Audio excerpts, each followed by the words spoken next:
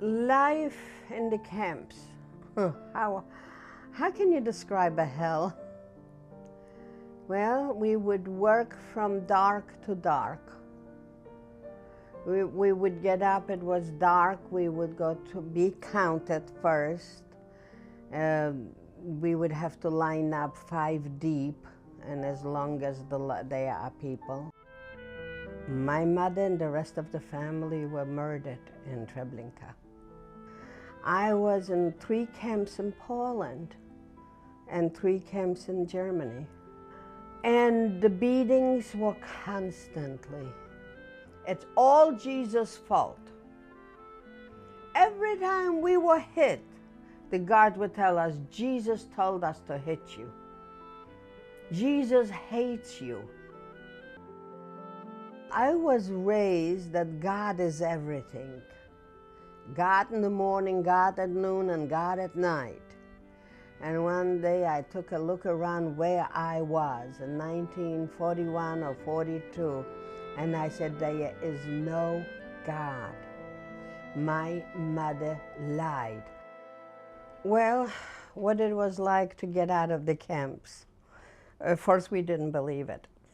And then somebody came up with an idea of getting even. This person didn't have to repeat. I knew what I wanted to do. I wanted to kill Jesus. So where does Jesus live? In the church. So what are you going to do with the church? You're going to burn it down. So if you burn down the church, Jesus cannot live there anymore. He's dead. We had so much hate.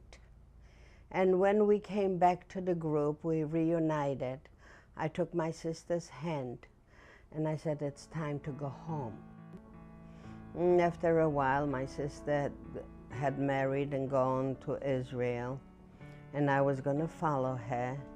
And then I wound up in America through circumstances.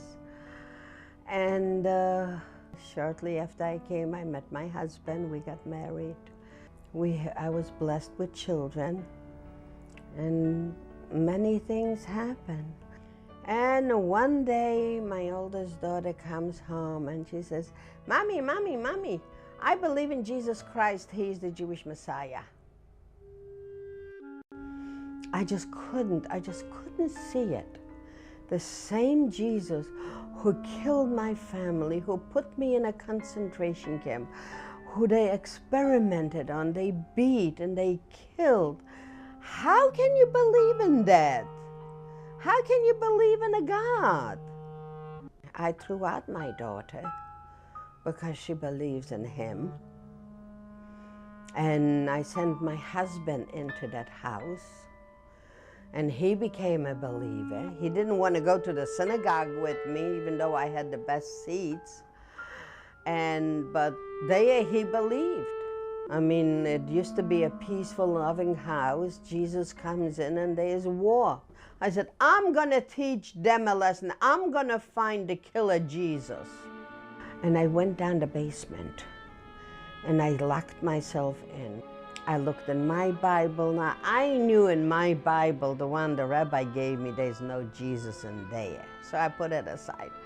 I picked up my daughter's Bible and I started reading it and reading it and reading it, and I started again to read it because I knew I missed it.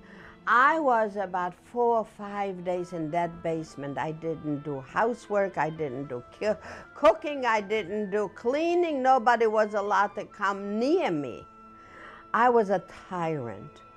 I was a tyrant as it is, but I was really a tyrant at that time.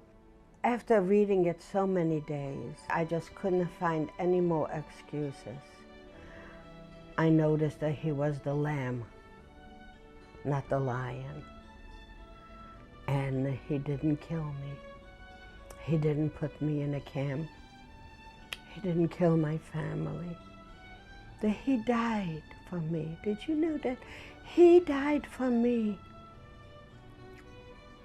He loved me this much that he gave himself for me. I didn't convert. I'm Jewish, you see. I found the God of Israel, and to His glory I serve Him. Pick up your own Bible. There are 328 prophecies from Genesis to Malachi. In the Hebrew scriptures, it's from Genesis to Chronicles. And there are so many prophecies of coming of the suffering servant. Read it. Just read it and come to your own conclusion. Who am I talking about?